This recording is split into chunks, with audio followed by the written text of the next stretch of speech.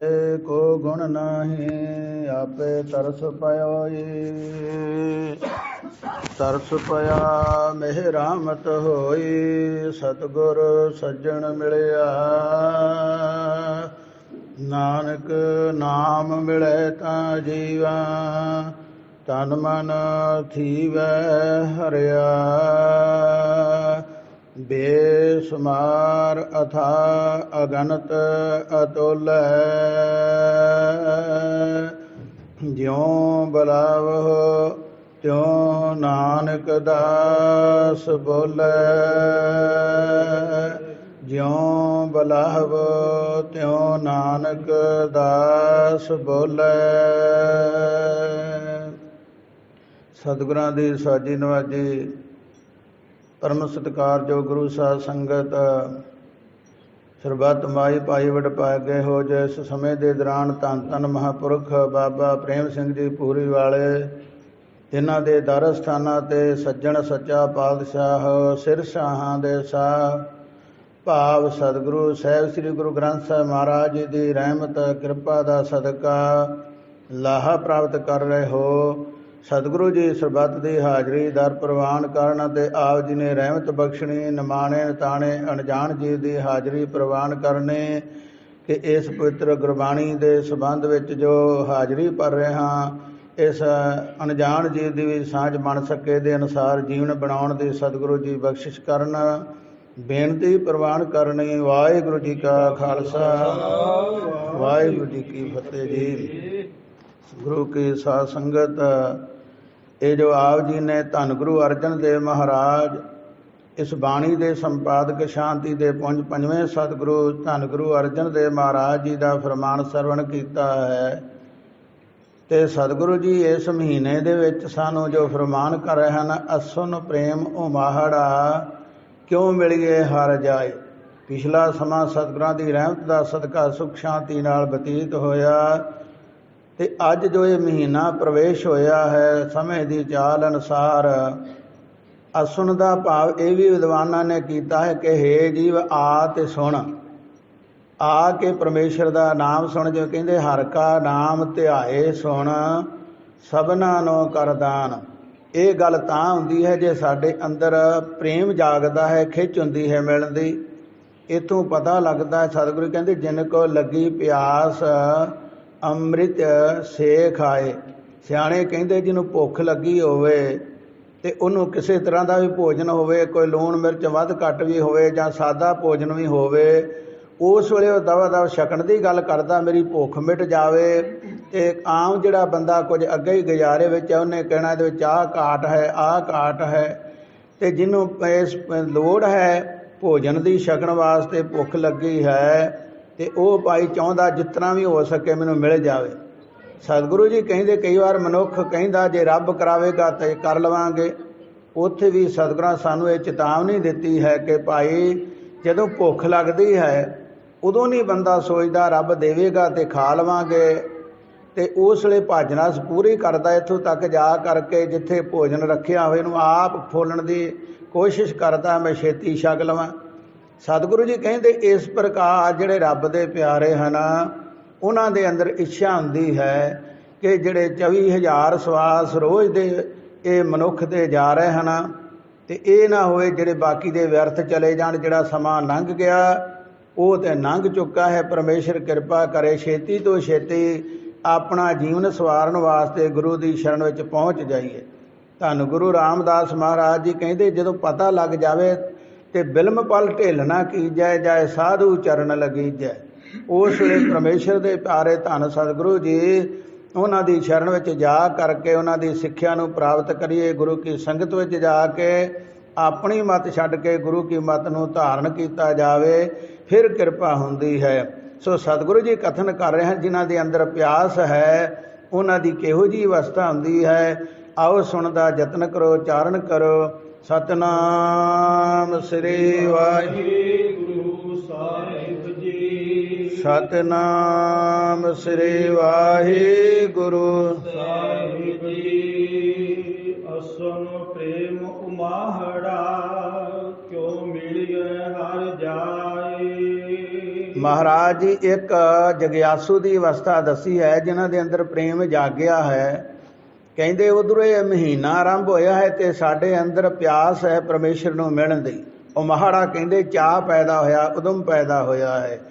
तो मिलिया किहड़े तरीके नाल जावे, क्योंकि हर मिलने नूं मन लोचदा कर्म मिलावन हार। ते कर्म दे दो तरह अर्थ हैं, दो भाषा विच इत्थे ढुकदे हन। संस्कृत दे अनुसार ते एक दूजी भाषा अनुसार एक नाल किरपा अर्थ बनदा, एक दा कर्म बनदा है जे कहंदे चंगे कर्म कर। सो सतगुरां ने पहला आपां नूं फरमान कीता किरत कर्म के विछड़े कर किरपा मेलो राम। सो इस करके महाराज जी कहंदे किवें मिलिया जा सके सानूं, ओ महाराज किरपा कर साडे मन की जो इच्छा है पूर्ण कर, अपने प्यारिਆਂ की संगत बख्श गुर सिखां की हर धूड़ दे हम पापी भी गत पाए। जिहड़े बख्शे हैं ते बख्शियां की संगत हो जावे ते ये पापी जी भी बख्शिया जा सकता है। सत संगत मिले सो तरिया, जिहड़े सच्ची संगत विच जुड़े हुए हैं। मन तन प्यास दर्शन कनी कोई आन मिलावे माए। माए का एक भाषा विच भरा अर्थ है। सतगुरु जी कहते हे भाई मेरे अंदर मन ते तन दे विच घणी कहते बहुती ये जिहड़ी है प्यास लगी हुई है दर्शन दी। ते जिन्हां नूं दर्शन दी प्यास है ते महाराज किरपा करके उन्हां दे मन दे मनोरथ पूर्ण कर दिंदा है। ते दर्शन चार प्रकार दे दसे हन। गुरु की साध संगत एक सुपन दर्शन है ते एक मूर्ति दर्शन है। इसे प्रकार एक प्रतख दर्शन हैं, चित्र दर्शन, सुपन दर्शन ते मूर्ति है प्रतख दर्शन। सो इस प्रकार जिन्हां नूं प्यास लगी भाई गुरदास जी जे ऐसा कौतक वरतिया आप जी जानते हो। उन्हां दे बाणी विचों जिक्र मिलता है कि उन्होंने एक बार पौड़ी उचारी सी। आम सिखां विच चर्चा चल रही सी कि गुरु के जो कौतक हैं उन्हां दा कोई अंत नहीं आउंदा ते मनुख नूं उहदे अनुसार चलना चाहिए। ते कुछ सिख कहण लगे गुरु किरपा करे तां ही उस अनुसार चलिया जा सकदा, सिख दी अपनी कोई ताकत नहीं। ते उस वेले उन्हां कहा जिहड़े कच्चे हैं डोल जाते हैं, भुज्जे दाने जिहड़े हैं भुड़कदे नहीं, जिहड़े कच्चे हैं सेक लग्गिया भुड़कदे हैं। ते उन्होंने उत्थे पौड़ी चारी है जे सुख गुर सांग वरतदा सिख सिदक न हारे। ते महाराज सच्चे पातशाह वो कौतक जिहड़ा वेख रहे हैं उस वेले दी वारता। छेवें पातशाह समा आया ते उन्होंने कहण लगे तुसीं सियाणे हो जा, घोड़े खरीद के लियाओ, चंगे परख करके पहला सानू दसनी सारी उत्तों की वारता। ते फिर जदों असीं इधरों आप जी नूं दसांगे फिर उन्हां दा मुल करना खरीदने हैं। सो बड़ी खुशी नाल गए ते महाराज ने उन्हां नूं समझाउण वास्ते, क्योंकि बहुत वड्डा उन्हां दा योगदान है गुरु की सिੱਖੀ दे विच। एक रिश्तेदारी सी। पंजवें पातशाह महाराज जी दे मामा जी लगते सन। गुरसिखां विच भी उत्तम सिख सन, बाणी दे विद्वान सन, लिखारी सन। इस प्रकार कई तरह के उन्हां कोल वड्डे शुभ गुण सन। ते महाराज जी ने कहा जे एडे सिखां दे कोल हौमे राई जिन्नी भी आ गई ते बाकी दा की बनूगा। अपने सिखां दी वो संभाल करते हुए माता पिता अपने बच्चे का ख्याल रखते, कोई वाद काट होए ते उन्हें समझा देंदे हन। इस प्रकार महाराज ने ऐसा कौतक वरतिया ते वो सतगुरां दे कोल बेनती कली महाराज इस प्रकार के घोड़ियां की गलबात की गई है, इस ढंग के नाल हन, इहो जी किस्म के हैं। जे आप जी का हुक्म होवे ते सतगुरां क्या सानू मंजूर है, माया तार के ते घोड़े खरीद लो। ते हुण बाहर व्यापारी खड़े हैं। भाई गुरदास जी ने जिहड़ा उत्थे तंबू लाया होया सी अंदरों माया लैण गए हैं। ते जिहड़े ट्रंक दे विच माया मोहरां पईयां होईयां सन जाके खोलिया ते सारियां ठीकरियां बणियां होईयां चारण करो श्री वाहिगुरू। ते उस वेले भाई गुरदास जी चक्कर च पै गए कि बणिया। बाहर व्यापारी खड़े हैं, जे हुण कवां माया नहीं आए तां भी बड़ी नमोशी वाली गल है। ते एक गाड़ी ठीकरियां बणियां माया विच है नहीं, मैं की करां। सोच साज के उस वेले कहते तंबू पाड़िया ते पिछले पासे दे निकल गए। ते बाकी सिखां ने कोई समा ढीकिया आके भाई जी बाहर नहीं आए। जाके वेख्या तंबू पिछों पाटा है ते ट्रंक खुला है, माया फिर उस तरह भरी। उच्चारण करो श्री वाहिगुरू। ਤੇ ਉਹਨਾਂ ਨੇ ਉਹ ਮਾਇਆ ਦੇ ਕਰਕੇ ਘੋੜੇ ਖਰੀਦ ਕੇ ਤੇ ਜਾ ਕੇ ਸਤਿਗੁਰਾਂ ਨੂੰ ਦੱਸਿਆ। ਹੁਣ ਦੂਜੇ ਪਾਸੇ ਕਾਰਨ ਇਹ ਬਣਦਾ ਹੈ ਕਿ ਜਿਨ੍ਹਾਂ ਨੇ ਚੰਗਿਆਂ ਦੀ ਸੰਗਤ ਕੀਤੀ ਹੈ ਉਹ ਫਿਰ ਵੀ ਗਲਤੀ ਕਰਦੇ ਕਰਦੇ ਕਿਸੇ ਟਿਕਾਣੇ ਜਾ ਡਿੱਗਦੇ ਹਨ। ਤੇ ਉਸ ਵੇਲੇ ਉਹਨਾਂ ਸੋਚਿਆ ਹੁਣ ਕੀ ਕਰੀਏ। ਉਸ ਵੇਲੇ ਕਾਂਸ਼ੀ ਨੂੰ ਚਲੇ ਗਏ ਤੇ ਜਾ ਕੇ ਗੁਰੂ ਕਾ ਜਿਹੜਾ ਸਿੱਖੀ ਦਾ ਪ੍ਰਚਾਰ ਕਰਨਾ ਸ਼ੁਰੂ ਕਰ ਦਿੱਤਾ। ਤੇ ਗੁਰੂ ਕੀ ਸਾਧ ਸੰਗਤ ਵਿਦਵਾਨ ਸਨ, ਐਸਾ ਪ੍ਰਚਾਰ ਕੀਤਾ ਭਾਵੇਂ ਆਪ ਐਸੇ ਇਹ ਕੌਤਕ ਵਿੱਚੋਂ ਗਏ ਪਰ ਉੱਥੇ ਜਾ ਕੇ ਗੁਰੂ ਨੂੰ ਯਾਦ ਕਰਦੇ ਰਹੇ ਤੇ ਸਿੱਖੀ ਦਾ ਪ੍ਰਚਾਰ ਕਰਦੇ ਰਹੇ, ਜਸ ਕਰਦੇ ਰਹੇ, ਮਹਾਰਾਜ ਦੇ ਪ੍ਰੇਮ ਦੇ ਵਿੱਚ ਆਪਣੀ ਭੁੱਲਦੇ ਉਸ ਵੇਲੇ ਉੱਥੇ ਬਚਨ ਉਚਾਰਦੇ ਰਹੇ। ਉਹਨਾਂ ਫਿਰ ਇਹ ਜਦੋਂ ਮਹਾਰਾਜ ਨੂੰ ਅਦਨੋਂ ਯਾਦ ਕੀਤਾ ਮਨ ਦੇ ਵਿੱਚ ਛੇਵੇਂ ਪਾਤਸ਼ਾਹ ਜੀ ਦੇ ਉਹਨਾਂ ਨੂੰ ਦਰਸ਼ਨ ਵੀ ਹੋਏ ਸੁਪਨੇ ਦੇ ਵਿੱਚ।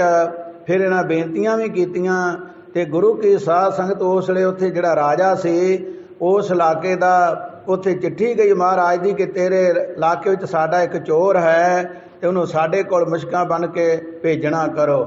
ਜਦੋਂ ਉਹਨੇ ਸੁਣਾਈ ਸੰਗਤ ਦੇ ਵਿੱਚ ਰਾਜਾ ਵੀ ਸੇਵਕ ਬਣ ਗਿਆ ਸੀ ਗੁਰੂ ਦਾ ਭਾਈ ਗੁਰਦਾਸ ਜੀ ਦਾ ਪ੍ਰਚਾਰ ਸੁਣ ਕੇ। ਤੇ ਜਦੋਂ ਪਤਾ ਲੱਗਾ ਭਾਈ ਗੁਰਦਾਸ ਜੀ ਹਨ ਤੇ ਉਹ ਵੀ ਹੈਰਾਨ ਹੋ ਗਿਆ, ਸੰਗਤ ਹੈਰਾਨ ਹੋ ਗਈ ਕਿ ਏਡੇ ਵੱਡੇ ਮਹਾਂਪੁਰਖ ਇਹ ਕੀ ਕੌਤਕ ਵਰਤਿਆ। ਤੇ ਪਰ ਜਿਹੜਾ ਸੱਚਾ ਸਿੱਖ ਹੈ ਕੋਈ ਵਾਧ ਘਾਟ ਹੋਵੇ ਉਹ ਇਹ ਨਹੀਂ ਕਹਿੰਦਾ ਫਲਾਣੇ ਕੀਤਾ, ਉਹ ਆਪਣੀ ਗਲਤੀ ਪਹਿਲਾਂ ਦੱਸੇਗਾ ਮੇਰੇ ਕੋਲ ਆਹ ਕਾਰਨ ਹੋਇਆ। ਭਾਈ ਸਾਹਿਬ ਜੀ ਸੰਗਤ ਵਿੱਚ ਹੱਥ ਜੋੜ ਕੇ ਖੜੇ ਹੋ ਗਏ, ਬੇਨਤੀ ਕੀਤੀ, ਵਿਰਾਗ ਵਿੱਚ ਆ ਗਏ ਕਿ ਮੇਰਾ ਮਾਣ ਹੀ ਮੇਰੇ ਅੱਗੇ ਆ ਗਿਆ, ਇਹ ਮੈਂ ਹੀ ਚੋਰ ਹਾਂ, ਚਾਰਨ ਕਰੋ ਸ੍ਰੀ ਵਾਹਿਗੁਰੂ। ਸੰਖੇਪ ਵਿੱਚ ਬੇਨਤੀ ਹੈ, ਸਾਰਾ ਆਪਣਾ ਹਾਲ ਦੱਸਿਆ। ਤੇ ਉਸ ਵੇਲੇ ਫਿਰ ਰਾਜੇ ਨੇ ਕਿਹਾ ਮੈਂ ਇਹਦੀਆਂ ਮੁਸ਼ਕਾਂ ਕਿਵੇਂ ਬੰਨਾਂ, ਸਤਿਕਾਰਯੋਗ ਹਨ, ਇਹਨਾਂ ਪ੍ਰਚਾਰ ਕੀਤਾ ਹੈ। ਤੇ ਉਹਨਾਂ ਕਿਹਾ ਗੁਰੂ ਦਾ ਹੁਕਮ ਮੰਨਣਾ ਪਵੇਗਾ। ਕਹਿਣ ਲੱਗੇ ਗੁਰੂ ਦੇ ਕੋਲ ਜਾ ਕੇ ਹੁਕਮ ਮੰਨ ਲਵਾਂਗੇ, ਲਾਗੇ ਜਾ ਕੇ ਇੱਥੋਂ ਅਸੀਂ ਤੁਹਾਨੂੰ ਇਸੇ ਤਰ੍ਹਾਂ ਸਤਿਕਾਰ ਨਾਲ ਖੜਨਾ ਹੈ। ਗੁਰੂ ਕੀ ਸਾਧ ਸੰਗਤ ਇਕੱਲੇ ਗਏ ਇੱਥੋਂ ਭੱਜ ਕੇ ਤੇ ਜਦੋਂ ਗੁਰੂ ਸਾਹਿਬ ਵੱਲੇ ਮੁੜੇ ਹਨ ਨਾਲ ਸੰਗਤ ਹੈ, ਰਾਜਾ ਹੈ ਤੇ ਕਹਿੰਦੇ 700 ਗਿਣਤੀ ਹੈ ਸਿੱਖਾਂ ਦੀ, ਚਾਰਨ ਕਰੋ ਸ੍ਰੀ ਵਾਹਿਗੁਰੂ। 700 ਸਿੱਖ ਇਹੋ ਜਿਹਾ ਬਣ ਗਿਆ ਕਿ ਜਿਹੜਾ ਮਨ ਦੇ ਵਿੱਚ ਸਾਰਿਆਂ ਦੀ ਇੱਛਾ ਸੀ ਕਿ ਹੁਣੇ ਗੁਰੂ ਦੇ ਨਾਲ ਚਰਨਾਂ ਦੇ ਨਾਲ ਜਾ ਜੁੜੀਏ। ਸੋ ਇਸ ਪ੍ਰਕਾਰ ਫਿਰ ਮਹਾਰਾਜ ਜੀ ਨੇ ਆਪਣੇ ਪ੍ਰੇਮ ਵਿੱਚ ਆ ਕੇ ਕਹਿਣ ਲੱਗੇ ਭਾਈ ਜੀ ਹੁਣ ਦੱਸੋ, ਤੁਸੀਂ ਕਹਿੰਦੇ ਸੋ ਕੱਚੇ ਸਿੱਖ ਡੋਲਦੇ ਪੱਕੇ ਨਹੀਂ ਡੋਲਦੇ, ਤੇ ਹੁਣ ਕੀ ਹੋਵੇ। ਤੇ ਹੁਣ ਉਸ ਵੇਲੇ ਮਨ ਜਿਹੜਾ ਟਿਕਾਣੇ ਆ ਗਿਆ ਸੀ। ਫਿਰ ਉਹਨਾਂ ਹੀ ਪੌੜੀ ਜਿਹੜੀ ਇਸ ਤਰ੍ਹਾਂ ਲਿਖੀ ਹੈ, ਜੇ ਗੁਰ ਪਰਮਾਏ ਸਾਂਗ ਕਰ ਕਿਆ ਸਿੱਖ ਵਿਚਾਰਾ।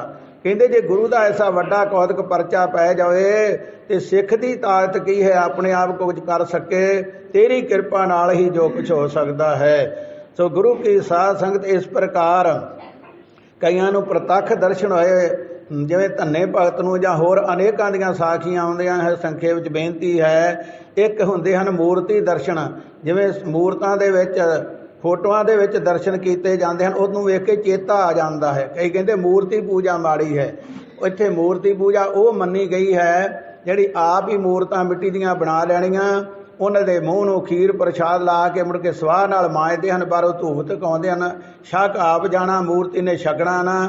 ਤੇ ਇਹ ਉੱਥੇ ਮੂਰਤੀ ਪੂਜਾ ਜਿਹੜੀ ਮਹਾਰਾਜ ਨੇ ਉਹਨੂੰ ਖੰਡਨ ਕੀਤਾ ਹੈ। ਜਿਹੜੀ ਗੁਰੂ ਕੀ ਐਸੀ ਕੋਈ ਸਰੂਪ ਵਾਲੀ ਚੀਜ਼ ਹੈ ਜਿਹਦੇ ਨਾਲ ਗੁਰੂ ਦਾ ਚੇਤਾ ਆ ਜਾਵੇ। ਸਤਿਗੁਰੂ ਜੀ ਕਹਿੰਦੇ ਗੁਰ ਕੀ ਮੂਰਤ ਮਨ ਮੈਂ ਧਿਆਨ, ਮੂਰਤੀ ਨੇ ਮੁਕਤ ਨਹੀਂ ਕਰਨਾ ਪਰ ਉਹਨੂੰ ਵੇਖ ਕੇ ਚੇਤਾ ਆ ਜਾਂਦਾ। ਜਿਹੜੀ ਵੀ ਗੱਲ ਚੇਤਾ ਕਰਾਵੇ ਪਰਮੇਸ਼ਰ ਦਾ ਉਹ ਸਤਿਕਾਰਯੋਗ ਹੈ ਗੁਰਮਤਿ ਅਨੁਸਾਰ। ਉਹਦਾ ਮੁੱਖ ਆਧਾਰ ਜਿਹੜਾ ਉਹ ਨਾਮ ਦਾ ਹੀ ਰੱਖਣਾ ਹੈ, ਗੁਰੂ ਕੀ ਸਿੱਖੀ ਦਾ, ਪਰ ਉਹ ਇੱਕ ਸਾਧਨ ਹਨ ਨਾਲ। ਸੋ ਗੁਰੂ ਕੀ ਸਾਧ ਸੰਗਤ ਇਸੇ ਤਰ੍ਹਾਂ 4 ਪ੍ਰਕਾਰ ਦੇ ਦਰਸ਼ਨ ਹਨ। ਇੱਥੇ ਸਤਿਗੁਰਾਂ ਨੇ ਉਹ ਸਾਡਾ ਜ਼ਿਕਰ ਜਿਹੜਾ ਦੱਸ ਕੇ ਜੀਵਨ ਜਿਹੜੇ ਪ੍ਰੇਮ ਵਾਲੇ ਹਨ ਸਾਡਾ ਆਧਾਰ ਕਰਨਾ ਕੀਤਾ ਹੈ। ਮਨ ਤਨ ਪਿਆਸ ਦਰਸ਼ਨ ਕਣੀ ਕੋਈ ਆਣ ਮਿਲਾਵੇ ਮਾਇ। ਸਾਨੂੰ ਬਹੁਤ ਇਹ ਮਨ ਦੇ ਵਿੱਚ ਇੱਛਾ ਹੈ, ਤਾਂਘ ਹੈ, ਕੋਈ ਹੈ ਭਾਈ ਆ ਕੇ ਸਾਨੂੰ ਉਹਦੇ ਨਾਲ ਮਿਲਾ ਦੇਵੇ। ਸੰਤ ਸਹਾਈ ਪ੍ਰੇਮ ਕੇ ਹਉ ਤਿਨ ਕਾ ਲਾਗਾ ਪਾਏ। ਤੇ ਫਿਰ ਮਹਾਰਾਜ ਜੀ ਆਪ ਹੀ ਸਾਡੇ ਤੇ ਰਹਿਮਤ ਕਰਕੇ ਦੱਸਦੇ ਹਨ, ਭਾਈ ਜਿਹੜੇ ਉਹਦੇ ਪਿਆਰੇ ਸੰਤ ਹਨ ਉਹਦਾ ਰੂਪ ਹੋ ਚੁੱਕੇ ਹਨ। ਜਿਨ੍ਹਾਂ ਨੂੰ ਕਿਹਾ ਹੈ ਸੰਤ ਤੇ ਰਾਮ ਇੱਕੋ ਹੀ ਹੈ, ਉਹਨਾਂ 'ਚ ਕੋਈ ਫਰਕ ਨਹੀਂ ਹੈ। ਤੇ ਇਸ ਕਰਕੇ ਉਹਨਾਂ ਦੇ 2 ਰੂਪ ਹਨ, ਨਿਰਗੁਣ ਤੇ ਸਰਗੁਣ। ਪਰਮੇਸ਼ਰ ਨਿਰਗੁਣ ਰੂਪ ਵਿੱਚ ਹੋ ਕਰਕੇ ਆਮ ਸੰਸਾਰ ਨੂੰ ਦਿਸਦਾ ਨਹੀਂ, ਤੇ ਸਰਗੁਣ ਉਹ ਹੈ ਜਿਵੇਂ ਸਤਿਗੁਰਾਂ 10 ਰੂਪ ਧਾਰਨਾ ਕੀਤੇ ਤੇ ਹੁਣ ਪ੍ਰਤੱਖ ਸਤਿਗੁਰੂ ਜੀ ਸਾਡੇ ਸਾਹਮਣੇ ਹਾਜ਼ਰ ਹਨ, ਸੰਗਤਾਂ ਨੂੰ ਨਿਹਾਲ ਕਰਦੇ ਹਨ। ਇਹ ਸਰਗੁਣ ਰੂਪ ਕਿਹਾ ਜਾਂਦਾ ਹੈ। ਸੋ ਗੁਰੂ ਕੀ ਸਾਧ ਸੰਗਤ ਇਸ ਪ੍ਰਕਾਰ ਮਹਾਰਾਜ ਜੀ ਕਹਿੰਦੇ ਉਹਨਾਂ ਦੀ ਸੰਗਤ ਮਿਲ ਜਾਵੇ, ਜਿਹੜੇ ਸੰਤ ਹਨ ਸਦਾ ਹੀ ਉਹਨੂੰ ਯਾਦ ਕਰਨ ਵਾਲੇ। ਕੱਪੜਾ ਪਹਿਨਣ ਲੱਗਿਆਂ, ਕੋਈ ਚੀਜ਼ ਛਕਣ ਲੱਗਿਆਂ ਪਹਿਲਾਂ ਆਪਣੇ ਗੁਰੂ ਨੂੰ ਯਾਦ ਕਰਦੇ ਹਨ, ਕਦੀ ਵੀ ਸਵਾਸ ਕੋਈ ਖਾਲੀ ਨਹੀਂ ਜਾਣ ਦਿੰਦੇ।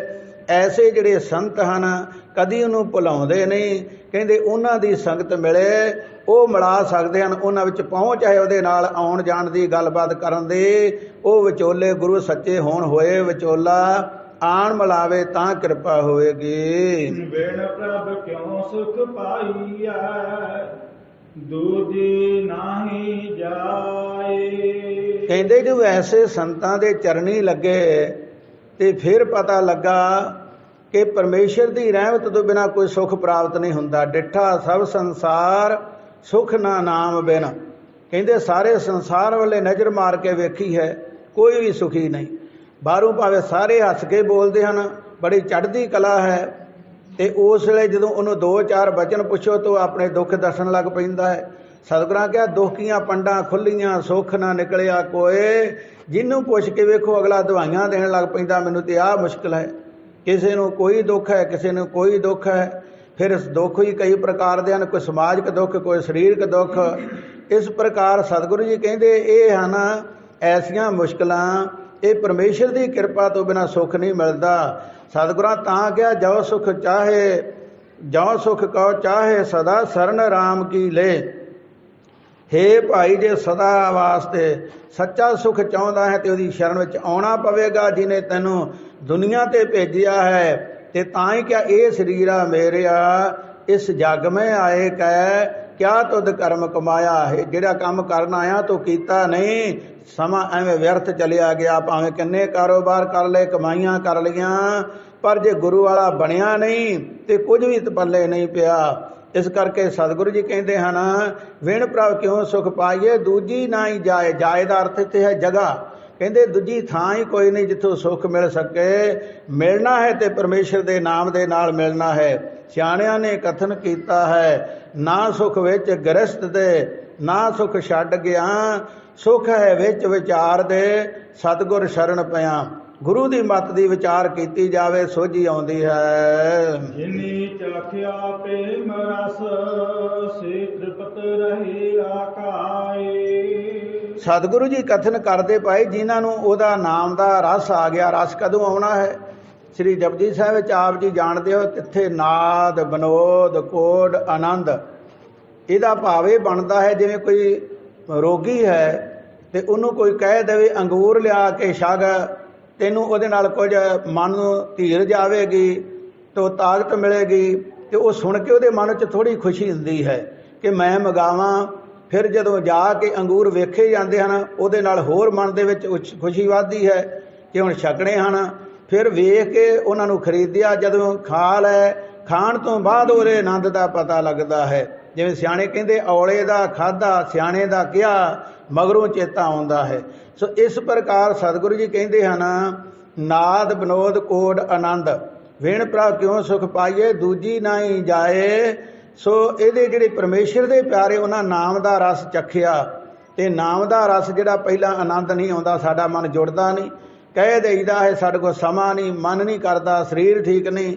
ਪਰ ਸਤਿਗੁਰੂ ਜੀ ਕਹਿੰਦੇ ਜਿਵੇਂ ਕੋਈ ਆਪਣੇ ਬਲਦ ਨੂੰ ਜੋਣਾ ਕਰਦਾ ਹੈ, ਜਾਂ ਕੋਈ ਰੇੜਾ ਟਾਂਗਾ ਵਾਹੁਣ ਵਾਲਾ ਆਪਣੇ ਘੋੜੇ ਨੂੰ ਸਿਖਾਉਂਦਾ ਹੈ, ਪਹਿਲਾਂ ਉਹ ਖਰਾਬ ਕਰਦਾ ਹੈ, ਫਿਰ ਉਹੀ ਚੱਲ ਪੈਂਦਾ ਹੈ। ਕਹਿੰਦੇ ਸਹਿਜੇ ਸਹਿਜੇ ਪਰਮੇਸ਼ਰ ਦੀ ਜਿਹੜੀ ਸਿੱਖਿਆ ਹੈ ਗੁਰੂ ਨੇ ਦਿੱਤੀ ਹੈ, ਉਹ ਨਾਮ ਦੀ ਕਮਾਈ ਹੋਵੇ। ਮਨ ਲੋਚੇ ਬੁਰਾਈਆਂ ਗੁਰ ਸ਼ਬਦੀ ਇਹ ਮਨ ਹੋੜੀਏ।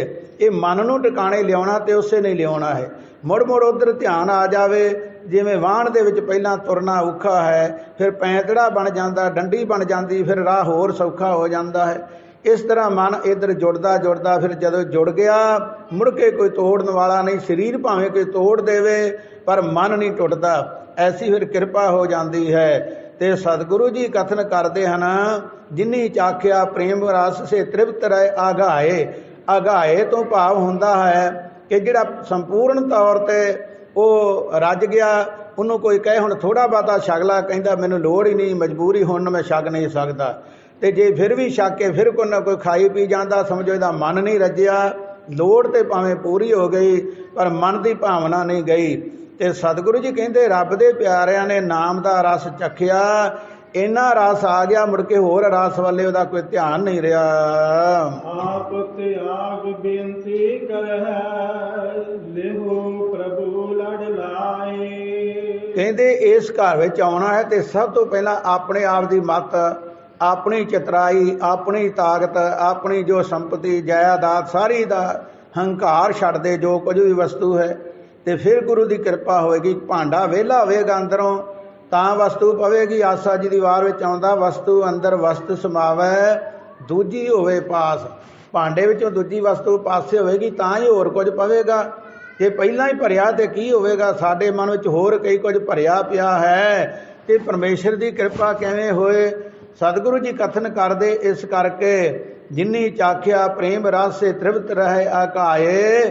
ਤੇ ਫਿਰ ਸਤਿਗੁਰੂ ਜੀ ਕਹਿੰਦੇ ਜਿਨ੍ਹਾਂ ਤੇ ਉਹ ਕਿਰਪਾ ਹੋ ਗਈ, ਉਹਨਾਂ ਨੇ ਉਹ ਨਾਮ ਦਾ ਰਸ ਚੱਖਿਆ ਤੇ ਫਿਰ ਉਹਨਾਂ ਨੂੰ ਪਤਾ ਲੱਗਾ, ਜਿਵੇਂ ਕਹਿੰਦੇ ਸੰਸਾਰ ਤੇ ਜਿਹੜਾ ਸੁੱਖ ਹੈ ਆਮ ਕਰਕੇ ਜਿਹੜਾ ਇੱਕ ਚੱਕਰਵਰਤੀ ਰਾਜਾ, ਉਹਦੇ ਨਾਲੋਂ ਇੱਕ ਗੰਧਰਵ ਜਿਹੜਾ ਮੰਨਿਆ ਗਿਆ ਹੈ, ਗੁਰਬਾਣੀ ਵਿੱਚ ਉਹਨਾਂ ਦਾ ਜ਼ਿਕਰ ਹੈ, ਇਹ ਵੀ ਮਿਥਿਆ ਨਹੀਂ, ਸੱਚ ਹੈ, ਸਚਾਈ ਹੈ।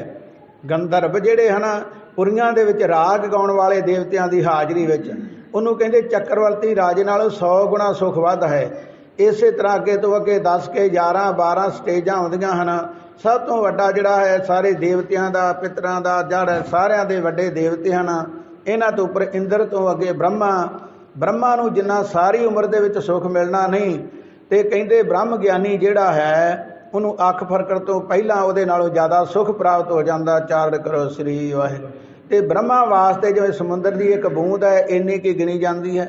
ਇਸ ਕਰਕੇ ਸਭ ਤੋਂ ਸੁੱਖ ਜਿਹੜਾ ਹੈ ਨਾਮ ਦੇ ਵਿੱਚ ਮਿਲਦਾ ਹੈ। ਤੇ ਸਤਿਗੁਰੂ ਜੀ ਕਥਨ ਕਰਦੇ ਹਨ, ਫਿਰ ਭਾਈ ਇਹ ਜਦੋਂ ਪਤਾ ਲੱਗਦਾ ਹੈ ਤੇ ਜੀਵ ਉਹਦੇ ਨਾਲ ਜੁੜਦੇ ਹਨ, ਫਿਰ ਰਹਿਮਤ ਹੁੰਦੀ ਹੈ ਗੁਰੂ ਦੀ। ਜੋ ਹਰ ਕੰਤ ਮਿਲਾਈਆ ਸੇ ਵਿਸੜ ਕਤਹਿ ਨਾ ਜਾਏ। ਤੇ ਜਿਨ੍ਹਾਂ ਦੀ ਬਾਹ ਪਰਮੇਸ਼ਰ ਨੇ ਆਪ ਫੜ ਲਈ, ਬਾਹ ਪਕੜ ਗੁਰ ਕਾਢਿਆ, ਸੋਈ ਉਤਰਿਆ ਪਾਰ। ਉਹਨਾਂ ਨੂੰ ਕੋਈ ਤੋੜਨ ਵਾਲਾ ਨਹੀਂ। ਗੁਰਬਾਣੀ ਵਿੱਚ ਜ਼ਿਕਰ ਆਉਂਦਾ ਹੈ, ਜਿਸੇ ਦਿਖਾਵੇ ਵਾਟੜੀ ਤਿਸੇ ਭੁਲਾਵੇ ਕੌਣ, ਜਿਸੇ ਭੁਲਾਈ ਪੰਧ ਸਿਰ ਤਿਸੇ ਦਿਖਾਵੇ ਕੌਣ। ਕਹਿੰਦੇ ਜਿਹਨੂੰ ਪਰਮੇਸ਼ਰ ਆਪ ਗਿਆਨ ਦੀ ਨਜ਼ਰ ਦੇ ਦਿੰਦਾ ਹੈ, ਉਹਨੂੰ ਕੋਈ ਭੁਲੇਖੇ ਵਿੱਚ ਨਹੀਂ ਲਿਆ ਸਕਦਾ, ਗਲਤ ਰਸਤੇ ਨਹੀਂ ਤੋਰ ਸਕਦਾ। ਉਹ ਜਿਹਨੂੰ ਅਸਲ ਦਾ ਪਤਾ ਲੱਗ ਗਿਆ, ਨਕਲ ਦਾ ਕਿਵੇਂ ਗਾਹਕ ਬਣੇਗਾ। ਤੇ ਜੇ ਉਹਨੇ ਉਹਦੇ ਗੁਣ ਖੋਹ ਲਏ, ਔਗਣ ਆ ਗਏ ਉਹਦੇ ਵਿੱਚ, ਮਾੜੀ ਸੰਗਤ ਵਿੱਚ ਰਲ ਗਿਆ, ਉਹ ਸੱਚੇ ਰਸਤੇ ਪੈ ਨਹੀਂ ਸਕਦਾ, ਭਾਵੇਂ ਕਿੰਨਾ ਉਹਦੇ ਨਾਲ ਸਿਰਖ ਪਾਇਆ ਜਾਵੇ। ਸਤਿਗੁਰਾਂ ਉਹ ਵੀ ਜ਼ਿਕਰ ਕੀਤਾ, ਮਨਮੁਖ ਲੋਕ ਸਮਝਾਈਏ ਕਦੋਂ ਸਮਝਾਇਆ ਜਾਏ। ਉਹ ਨਹੀਂ ਕਹਿੰਦਾ ਮੈਂ ਜੋ ਕਰਦਾ ਉਹੀ ਚੰਗਾ ਹੈ। ਇਸ ਕਰਕੇ ਸਤਿਗੁਰੂ ਜੀ ਕਥਨ ਕਰਦੇ ਹਨ, ਇਹ ਪਰਮੇਸ਼ਰ ਦੀ ਕਿਰਪਾ ਹੋਵੇ ਤਾਂ ਹੀ ਸਭ ਕੁਝ ਹੁੰਦਾ ਹੈ। ਸਭ ਬਿਨ ਦੂਜਾ ਕੋ ਨਹੀਂ, ਨਾਨਕ ਹਰਿ ਸਰਨਾਏ। ਕਹਿੰਦੇ ਇਸ ਪ੍ਰਕਾਰ ਸੋਚਿਆ ਗਿਆ ਕਿ ਰੱਬ ਤੋਂ, ਅਕਾਲ ਪੁਰਖ ਵਾਹਿਗੁਰੂ ਤੋਂ ਬਿਨਾ ਕੋਈ ਵੀ ਐਸਾ ਹੋਰ ਨਹੀਂ। ਕਿਉਂਕਿ ਕੋਈ ਦੂਜਾ ਹੋਵੇ ਤੇ ਜੇ ਉਹਨੂੰ ਜਾ ਕੇ ਇਹਨੂੰ ਛੱਡ ਕੇ ਉਧਰ ਕੋਈ ਚੱਲਿਆ ਜਾਵੇ। ਸਾਨੂੰ ਇਸ ਗੱਲ ਦੀ ਜਾਣਕਾਰੀ ਨਹੀਂ, ਅਸੀਂ ਏਡਾ ਵੱਡਾ ਘਰ ਛੱਡ ਕੇ ਹੋਰ ਥਾਵਾਂ ਦੇ ਆਸਰੇ ਭਾਲਦੇ ਹਾਂ। ਤੇ ਸਤਿਗੁਰੂ ਜੀ ਕਹਿੰਦੇ ਜਿਹਨੂੰ ਪਤਾ ਲੱਗ ਗਿਆ, ਗਿਆਨ ਧਿਆਨ ਕਿਛ ਕਰਮ ਨਾ ਜਾਣਾ, ਸਾਰ ਨਾ ਜਾਣਾ ਤੇਰੇ, ਸਭ ਤੇ ਵੱਡਾ ਸਤਿਗੁਰੂ ਨਾਨਕ ਜਿਨ ਕਲ ਰਾਖੀ ਮੇਰੀ। ਤੇ ਸਤਿਗੁਰਾਂ ਇਸੇ ਪ੍ਰਕਾਰ ਜਿੱਦਾਂ ਦੱਸਿਆ ਹੈ। ਤੇ ਭਾਈ ਮਤੀ ਦਾਸ ਜੀ ਨੂੰ ਅੰਤ ਸਮੇਂ ਇਹੀ ਪੁੱਛਿਆ ਗਿਆ, ਤੇਰੀ ਖਾਸ ਕੋਈ ਇੱਛਾ ਤੇ ਦੱਸ। ਉਹਨਾਂ ਕਿਹਾ ਸਾਡੀ ਇੱਕੋ ਹੀ ਇੱਛਾ ਹੈ ਕਿ ਇਹ ਸਰੀਰ ਤੇ ਜਦੋਂ ਹੀ ਜਾਣਾ ਨੇ ਇੱਕ ਦਿਨ ਚਲੇ ਜਾਣਾ ਹੈ, ਧਰਮ ਦੇ ਲੇਖੇ ਲੱਗ ਜਾਵੇ, ਗੁਰੂ ਕੀ ਆਗਿਆ ਵਿੱਚ ਜਾਵੇ। ਪਰ ਸਾਡੀ ਇੱਛਾ ਇਹ ਹੈ ਕਿ ਸਾਡਾ ਮੂੰਹ ਅੰਤ ਦੇ ਵੇਲੇ ਆਪਣੇ ਗੁਰੂ ਵੱਲੇ ਹੋਣਾ ਚਾਹੀਦਾ ਹੈ। ਇਹ ਸਾਡੀ ਜਿਹੜੀ ਮੰਗ ਪੂਰੀ ਹੋਣੀ ਚਾਹੀਦੀ ਹੈ। ਹਰ ਜਿਹਾ ਅਵਰ ਨਾ ਦੇਸਈ, ਕੋਈ ਦੂਜਾ ਲਵੇ ਨਾ ਲਾਏ। ਕਈ ਤਰ੍ਹਾਂ ਦੇ ਉਹਨਾਂ ਲਾਲਚ ਸਾਹਮਣੇ ਰੱਖੇ। ਉਹਨਾਂ ਕਿਹਾ ਸਾਡਾ ਗੁਰੂ ਸਾਹਮਣੇ ਹੈ, ਇਹ ਤੋਂ ਵੱਡੀ ਸਾਡੇ ਕੋਲ ਹੋਰ ਕੋਈ ਵਸਤੂ ਨਹੀਂ ਜੇ ਸਾਨੂੰ ਸਹਾਰਾ ਦੇ ਸਕੇ। ਜਿਨ੍ਹਾਂ ਨੂੰ ਇਹ ਯਕੀਨ ਆ ਗਿਆ, ਪ੍ਰਤੀਤ ਆ ਗਈ, ਉਹਨਾਂ ਨੂੰ ਕੋਈ ਤੋੜਨ ਵਾਲਾ ਨਹੀਂ ਹੈ। ਅਸੂ ਸੁਖੀ ਵਸੰਦੀਆਂ ਜਿਨਾ ਮਇਆ ਹਰਿ ਰਾਏ। ਪ੍ਰਭ ਬਿਨ ਦੂਜਾ ਕੋ ਨਹੀਂ, ਨਾਨਕ ਹਰਿ ਸਰਨਾਏ। असु सुखी वसंदियां जिना मया हर राय। ਸਤਿਗੁਰੂ ਜੀ ਕਹਿੰਦੇ ਫਿਰ ਇਸ ਕਰਕੇ ਸਭ ਤੋਂ ਵੱਡੀ ਪਰਮੇਸ਼ਰ ਦੀ ਸ਼ਰਨ ਹੈ, ਉਹਦੇ ਬਰਾਬਰ ਕੋਈ ਹੋਰ ਜਗ੍ਹਾ ਨਹੀਂ ਹੈ। ਤੇ ਇਹ ਮਹੀਨਾ ਵੀ ਉਹਨਾਂ ਵਾਸਤੇ ਲਾਭਦਾਇਕ ਹੈ, ਉਹਨਾਂ ਨੂੰ ਸੁਹਾਵਣਾ ਹੈ। ਤੇ ਸਤਿਗੁਰੂ ਜੀ ਕਹਿੰਦੇ ਹਨ ਜਿਨ੍ਹਾਂ ਮਾਇਆ ਤੇ ਮਾਇਆ ਦਾ ਫਰਕ ਹੈ। ਮਾਇਆ ਕਹਿੰਦੇ ਕਿਰਪਾ ਨੂੰ, ਤੇ ਮਾਇਆ ਦਾ ਅਰਥ ਆਪ ਜਾਣਦੇ ਹੋ। ਕਹਿੰਦੇ ਜਿਨ੍ਹਾਂ ਤੇ ਉਹਦੀ ਮਾਇਆ ਹੈ, ਕਿਰਪਾ ਹੈ, ਰਹਿਮਤ ਹੈ, ਉਹ ਰੂਹਾਂ ਇਸ ਮਹੀਨੇ ਵਿੱਚ ਸੌਖੀਆਂ ਰਹਿੰਦੀਆਂ ਹਨ। ਉਹ ਲਾਹਾ ਪ੍ਰਾਪਤ ਕਰਕੇ, ਜਨਮ ਸਫਲਾ ਕਰਕੇ ਲੋਕ ਸੁਖੀਏ ਪਰਲੋਕ ਸਹੇਲੇ, ਨਾਨਕ ਹਰ ਪ੍ਰਭ ਆਪੇ ਮੇਲੇ। ਉਹ ਜਨਮ ਸਫਲਾ ਕਰਦੇ ਹਨ, ਆਪ ਤਰਦੇ ਹਨ। ਜਿਨੀ ਨਾਮ ਤੇ ਆਇਆ ਗਏ ਮਸਕਤ ਘਾਲ, ਨਾਨਕ ਤੇ ਮੁਖ ਉਜਲੇ ਕੀਤੀ ਛੁੱਟੀ ਨਾਲ। ਹੋਰਨਾਂ ਅਨੇਕਾਂ ਨੂੰ ਛਡਾ ਲੈਂਦੇ ਹਨ ਜਮਾਂ ਤੋਂ। ਸੋ ਸਤਿਗੁਰੂ ਜੀ ਰਹਿਮਤ ਕਰਨ, ਪੜ੍ਹਦੇ ਸੁਣਦਿਆਂ ਨੂੰ ਲਾਹੇਵੰਦ ਕਰਨ, ਧਰਮ ਦਾ ਪੰਥ ਦਾ ਵਾਧਾ ਹੋਏ, ਏਕਤਾ ਹੋਏ, ਸ਼ੁਭ ਕਾਰਜ ਸੰਗਤਾਂ ਦੇ ਅੰਗ ਸੰਗ ਹੋ ਕੇ ਆਪ ਸਤਿਗੁਰੂ ਜੀ ਸੰਪੂਰਨ ਕਰਨ। ਇੰਨੀਆਂ ਹੀ ਬੇਨਤੀਆਂ ਕਰਦਾ ਨਿਮਾਣਾ ਅਨਤਾਣ ਮੂਰਖ ਜੀਵ ਆਪ ਜੀ ਤੋਂ ਖਿਮਾ ਦਾ ਜਾਚਕ ਹੈ। ਇੰਨੇ ਸਮੇਂ 'ਚ ਇੰਨਾ ਕੁਝ ਕਹਿੰਦਿਆਂ ਬੇਅੰਤ ਭੁੱਲਾਂ ਹੋਈਆਂ। ਗੁਰੂ ਕੀ ਸਾਧ ਸੰਗਤ ਮਹਾਂਪੁਰਖ ਸਤਿਗੁਰੂ ਬਖਸ਼ਣ ਯੋਗ ਹੋ। ਔਗਣਾਂ ਨੂੰ ਨਾ ਚਿਤਾਰਨਾ, ਜਿਨ੍ਹਾਂ ਗੁਰਮੁਖਾਂ ਪਿਆਰਿਆਂ ਤਨ ਮਨ ਧਨ ਕਰਕੇ ਹਾਜ਼ਰੀਆਂ ਲਵਾਈਆਂ, ਸਤਿਗੁਰਾਂ ਦੀ ਸੇਵਾ ਕੀਤੀ, ਲਾਹਾ ਪ੍ਰਾਪਤ ਕੀਤਾ। ਸਤਿਗੁਰੂ ਜੀ ਸਭ ਦੀ ਹਾਜ਼ਰੀ ਪ੍ਰਵਾਨ ਕਰਨਾ, ਭੁੱਲਾਂ ਚੁੱਕਾਂ ਦੀ ਦੁਬਾਰਾ ਖਿਮਾ।